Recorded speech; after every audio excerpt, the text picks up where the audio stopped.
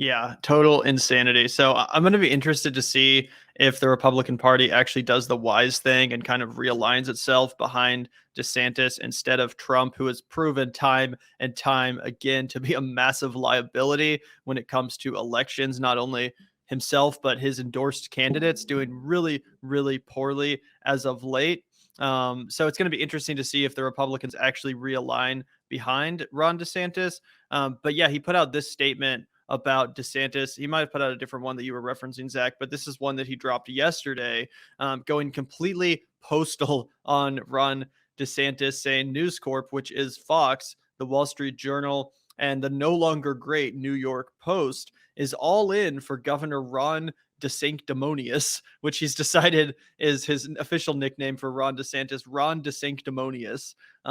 It's a pretty clever one. I don't know if it's quite as catchy as Lion Ted or Little Marco, but it's definitely clever. It's definitely clever. Ron DeSanctimonious, an average Republican governor with great public relations who didn't have to close up his state, but did, unlike other Republican governors whose overall numbers for Republicans were just average, middle of the pack, including COVID, and who has the advantage of sunshine, where people from badly run states up north would go no matter who the governor was, just like I did.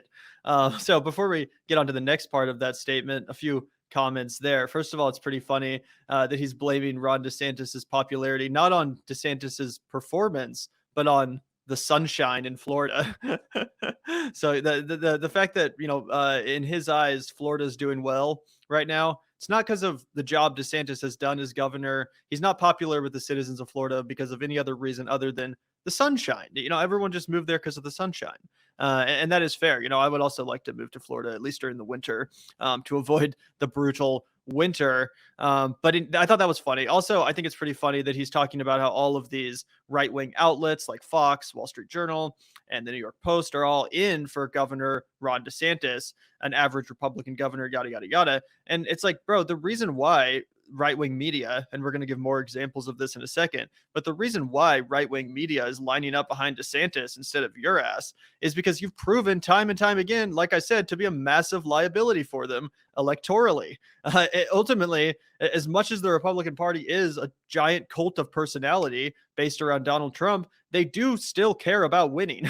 At least the media does. Maybe Trump's just most sycophantic supporters, all they care about is him, and they don't really care about other Republicans or the state of the Republican Party in general.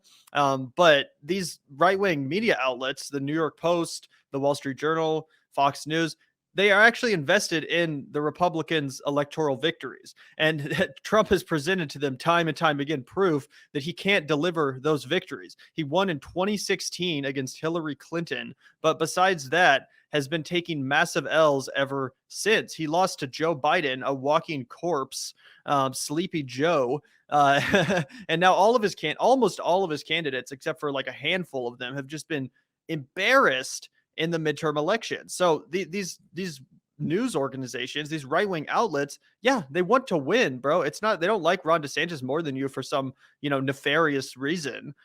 They like him more because they think he has a better chance of winning. Yeah, I think even more so than it is that he has a better chance of winning is that more people are going to tune in to watch their shit if Ron DeSantis is running, because Donald Trump, he used to be the guy that got all the eyes on him, right? Like everybody would tune in and Fox News ratings would explode. All the News Corp ratings would explode. He was a massive boon to what was really a fledgling industry at that time. The cable news industry, just kind of like it is now. When Donald Trump burst onto the scene, he really gave them something that, fed them, that people were interested in. This was content that people actually wanted to see for the first time in a while.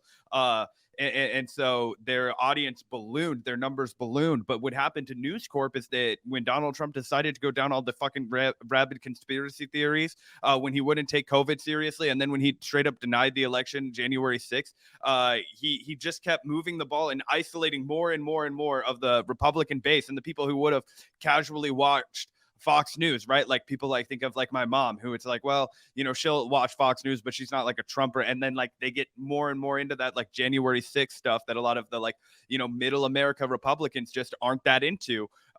it isolates their audience. And so that's why we saw Trump start, going over to like One America News Network and like all these like weird ones, because those were the only people that, could still maintain a profit level with this very concentrated Trump base. And let's not be overzealous here. Trump still has a base. He still has, millions of sycophantic followers. But the problem is that the Republican Party base used to be so much bigger than that. And what Fox News wants is they want to recapture that big audience that they were able to have of Republican voters. And a guy like Ron DeSantis, they're hoping can pick up the crazies that used to fucking, just slobber all over Donald Trump's knob, and the people who are, evangelicals or just middle America Christians, kind of like Republican conservative bread and butter, who have been basically marginalized and just will not participate in the absolute just craziness of what the Trump shit show has been. So I think it's just a business decision for them at the end of the day. We go with Ron DeSantis. We can sell him to more people. And that's going to be a big problem for Trump, because if there's more money to be made with one other guy, like, that's going to reverse every single asset and benefit that he had by controlling the media machine. If they just say, no, we're not going with you again, you've cost us too much money over the last 4 years, it's going to be hard for him to get that machine going again and win. Totally correct. And I think that's basically in line with exactly what I was saying. I think there's a pretty strong correlation between having a winning candidate and one that people are going to pay attention enough to tune in for, right? Like, I think we're both kind of saying the same thing to an extent. Sure. I just don't think that they give a fuck if they lose, as long as they can make their money. Right. But if they feel like they have a winning horse that people are excited about, more people will tune in. That's why they got behind Trump in 2016, consequences be damned, because he excited the Republican base and people were tuning in because they wanted to see him win.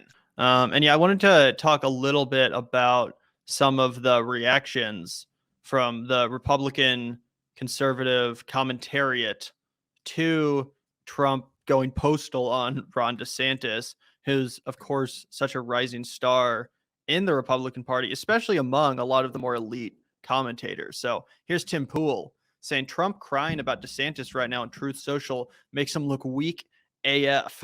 And of course, Tim Pool has been one of Trump's biggest cheerleaders, famously said that Trump was going to win 48 out of 50 states in 2020.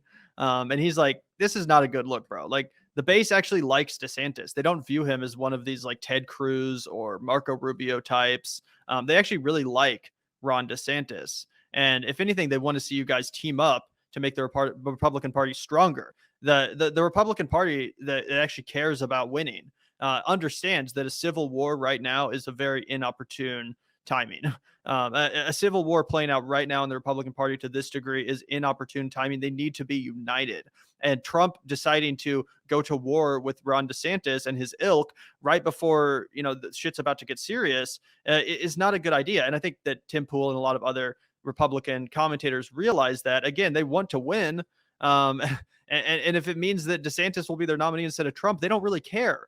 There is a significant portion of the base that is sycophantic and ride or die Donald Trump, and they don't like Ron DeSantis. They think he's deep state DeSantis and all that stuff. But then you got guys like Tim Pool over here that are looking at this situation. They do say, hey, we want to win.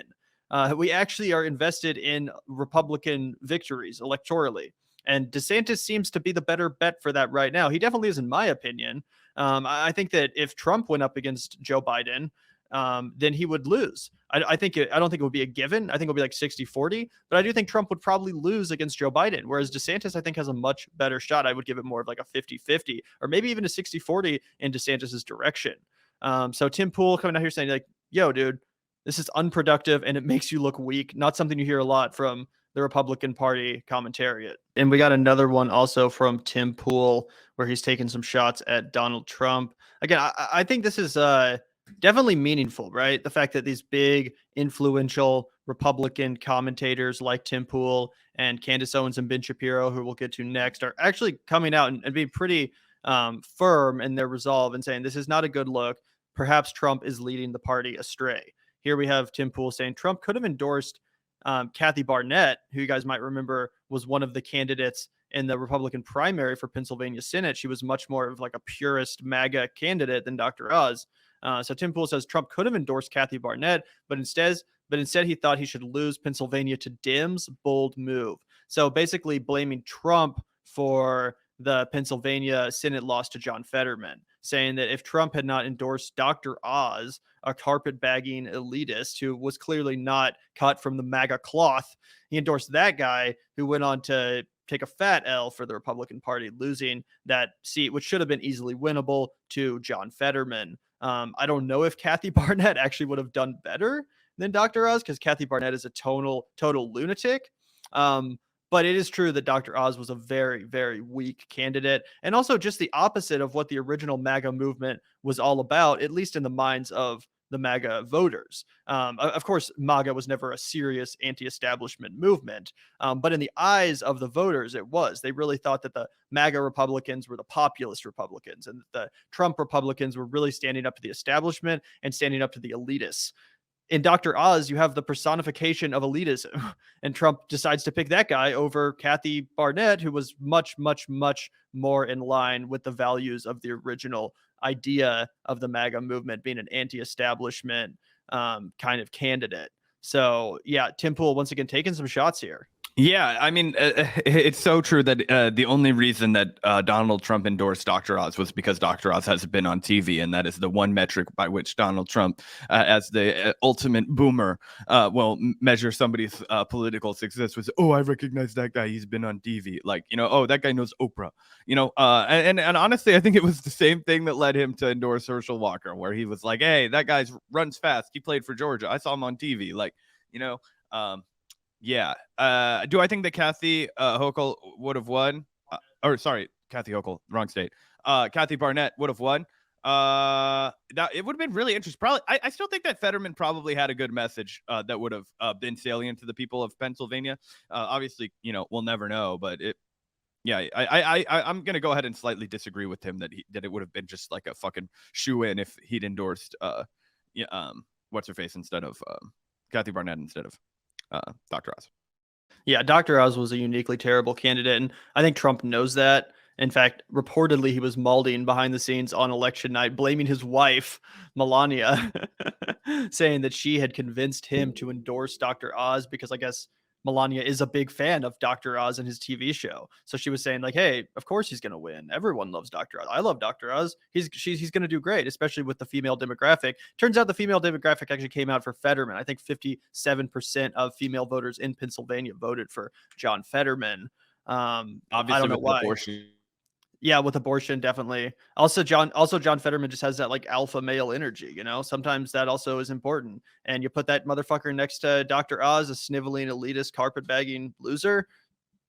Come on. And before we get to a couple other reactions from the Republican commentariat, next up is Candace Owens. I did want to quickly play this for you guys because I do think as much as these commentators are kind of making it clear that they want DeSantis instead of Trump, I still don't think it's a given whatsoever that DeSantis is able to take the nomination from Trump. And the number one reason why I think that is because of the debates. I don't think that DeSantis is going to look terribly charismatic, compelling, or powerful next to Donald Trump. And let's take a look at this moment from DeSantis's debate from earlier in, I think, either October or November with Charlie Crist, who he did ultimately best quite handily in the governor's race. But let's take a moment here to look at this and compare the way DeSantis responds to this attack to the way Trump would have. And I think you'll see what I'm getting at with the difference in their political talents and their ability to kind of do these off the cuff debate sort of situations where Trump absolutely excelled in 2016. So let's take a quick look here. And I want to talk about this with you guys. And Ron, you talk about Joe Biden a lot. I understand. You think you're going to be running against him. I can see how you might get confused. But you're running for governor. You're running for governor. And I have a question for you. You're running for governor. Why don't you look in the eyes of the people of the state of Florida and say to them, if you're reelected, you will serve a full 4-year term as governor? Yes or no?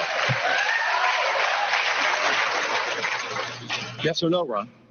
Will you serve a full 4-year term if you're reelected governor of Florida? It's not a tough question. It's a fair question. He won't tell you. We did not agree on the candidates asking each other questions. Yeah, so he looks like a deer in the headlights, right? You could tell he was trying to figure out what to say to that attack. And obviously, that wasn't a salient enough attack to prevent him from winning re-election. DeSantis absolutely destroyed Charlie Crist. Don't get me wrong. But I think you can tell in that moment, that kind of deer in the headlights energy, DeSantis is not necessarily as talented as Trump at responding to those off the cuff gotchas. And in fact, Trump himself is great at presenting those gotchas. So you get the two of those up on the debate stage together. I'm not convinced that DeSantis will handle that situation particularly well. And there's nothing Trump's better at than kind of exuding that alpha male Republican energy. And I really do fear that DeSantis standing up there next to him is just going to look kind of lame, kind of uncharismatic and wimpy compared to Trump, especially if Trump starts hitting him with some hard hitting gotchas and really just beating his chest in the way that Republicans love to see. Yes, but it does depend on. Oh, no, you're good. It does depend on which Donald Trump we see. I think that you and I would both admit that the Donald Trump that debated Hillary Clinton in 2016 was not the same Donald Trump that showed up to debate Joe Biden in 2020. In fact, I think we actually went live and reacted to one of those debate performances where we were talking about how obvious it was that Donald Trump had a marked step down in his debate performances in 2020 than he had from 2016. So if it's 2016 Donald Trump that goes up against Ron DeSantis, then 100% I'm with you. Then he will wipe the fucking floor with that guy because, deer in the headlights all the way. He had absolutely nothing. And the fact that he just kept letting himself get hammered without taking control of the conversation and projecting strength, horrible, and would have been just chewed up and spat out by 2016 Donald Trump and probably 2020 Donald Trump too. I just remember Donald Trump being very incoherent, very whiny and not direct. He sounded a lot more childish on the debate stage in 2020. Then I remember him coming across as in 2016. So if he's able to get his fucking amphetamine dose correct, and he can wire up and go out there and just like bark and at Ron DeSantis, then I think that's definitely the case. But I think that one of the things that'll be critical for Donald Trump in winning people back over is how he handles himself in those debates, because that was one of the biggest assets to him in 2016, and I think did hurt him in 2020. Some more rats fleeing the sinking ship, as Kyle put it on Twitter. And I do think this is meaningful. Again, like these are the biggest right-wing commentators: Candace Owens, Ben Shapiro, Tim Pool. It's not totally meaningless that they're coming out against Trump, even if they're kind of just taking subtle shots at him like that. I do think that's going to reflect a bit of a sea change within their audience members, like within their average Republican audience member. I'm not saying that means the era of Trump is over. I'm not pounding the gavel on Trump, far from it. But I do think it's meaningful, the fact that people like Candace Owens feel comfortable enough to come out here and be like, maybe this guy's not the strongest leader, not the best possible leader for our party. Maybe we should consider a change of course. And again, I think the fact that people like Candace Owens are coming out here and making that all but explicit is telling. So let's take a listen to this. Trump actually got upset with me because, and here's the great irony, the richest irony, the Daily Beast ran a headline regarding that live Instagram that you just heard from me. And the headline was, Candace Owens says Trump is pro-vax because he's too old to understand the internet. I never once called Trump too old. I never once said that Trump could not understand the internet.